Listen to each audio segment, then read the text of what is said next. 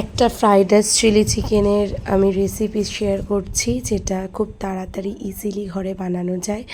প্রথমে আমি বোনলেস চিকেনকে আদা রসুন আর সোয়া সস আর একটু শেজওয়ান সস দিয়ে আর নুন দিয়ে ম্যারিনেট করে ডিমের সাদা অংশটা দিয়ে ম্যারিনেট করলাম, আর একটু লাস্টে কর্নফ্লাওয়ার দিলাম, দিয়ে এটাকে আধ ঘন্টা ম্যারিনেট করে রাখলাম।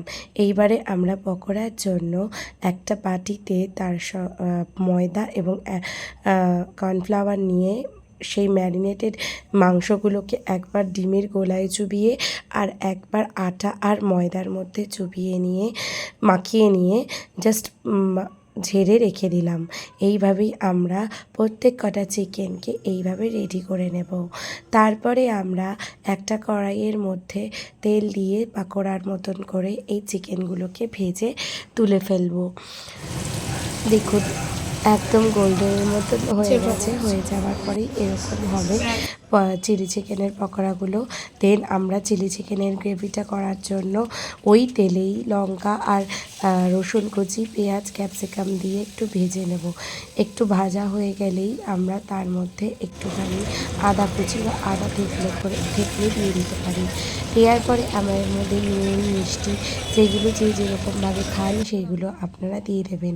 চিলি চিকেনের ব্যাটারটা তৈরি করার জন্য, মানে চিলি চিকেনের যে গ্রেভিটা, সেটা আমরা করব হচ্ছে 4 চামচ টমেটো সস আর 2 চামচ রেড চিলি সস, 1 চামচ আপনার গ্রিন চিলি সস।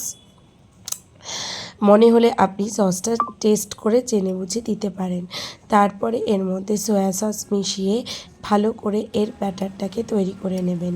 এটা হচ্ছে আমাদের চিলি চিকেনের গ্রেভির। তার মধ্যে একটু সামান্য চিনি, যাতে টেস্টটা ঠিক থাকে, দিয়ে তারপরে আমরা সবকটা দিয়ে দিলাম।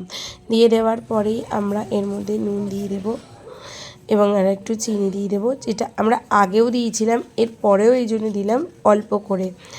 তারপরে আমরা ওই সসেরই বাটিটার মধ্যে একটু কর্নফ্লাওয়ার দিয়ে এর গ্রেভির জন্য, যাতে গ্রেভিটা ঠিক হয় সেই জন্য আমরা একটু কর্নফ্লাওয়ার মিশিয়ে নিলাম। তারপরে আমরা চিকেনের পকোড়াগুলো দিয়ে মাখিয়ে সসের মধ্যে এরপর ওই কর্নফ্লাওয়ারের জলটা দিয়ে জাস্ট ফুটিয়ে নিলেই আমাদের রেডি হয়ে যাবে চিলি চিকেন। এটা হলো তাড়াতাড়ি করে শর্টে চিলি চিকেন বানানোর রেসিপি। দেন আমি একটা প্রন ফ্রাইড রাইস বানিয়েছিলাম, যেখানে আমি শুধু প্রন আর এগ ইউজ করেছি। আপনারা চাইলে চিকেন এছাড়াও আরও নানান যা কিছু খেতে চান সেগুলো অ্যাড করতে পারেন। আমি এখানে এগ আর প্রনটাকে ভেজে নিয়েছি। তার সঙ্গে ভেজিসের মধ্যে আমি দিয়েছি হচ্ছে ক্যাপসিকাম আর হচ্ছে আপনার ক্যাপসিকাম আমি দিইনি, আমি দিয়েছি গাজর আর বিনস। ক্যাপসিকামটা আমি চিলি চিকেনেই দিয়েছি, সেই জন্য আর এতে অ্যাড করিনি, ভালো লাগবে না বলে আমার একান্তই টেস্টটা। আপনারা চাইলে আপনারা দিতে পারেন। এরপরে দেখুন কি সুন্দর করে তৈরি হয়ে গেল ভাজাগুলো, এবং ভাজাগুলো তৈরির পরে আমরা এবারে ভাতটাকে জাস্ট ফ্রাই করে নেব। তার জন্য আমরা বাটার আর একটু ঘি দিয়ে ওর মধ্যে দিয়ে দিলাম গোটা গরম মশলা, আর তারপরে আমি দিয়ে দেব এটা আমার একান্ত পছন্দের জিনিস, কিশমিশ, যেটা অনেকেই খেতে হয়তো পছন্দ নাই করতে পারেন, তাই এটা অপশনাল, দিতেও পারেন নাও পারেন। এটা আমি আমার স্বাদের জন্য দিয়েছি। তারপর এর মধ্যে আমি আস্তে আস্তে আমার রাইসটা মিশিয়ে দিলাম এবং এর সাথে মিশিয়ে দিলাম প্রন আর এগটা।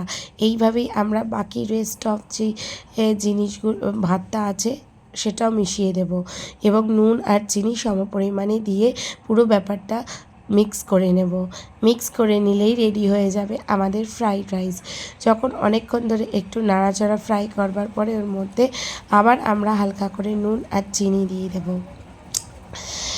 যখন প্রায় রেডি হয়ে আসবে তখন ওর মধ্যে একটু গোলমরিচের গুঁড়ো আর জায়ফল জয়িত্রী গুঁড়ো দিয়ে ফ্রাইড রাইসের একটু গন্ধটাকে এনহ্যান্স করতে পারবো।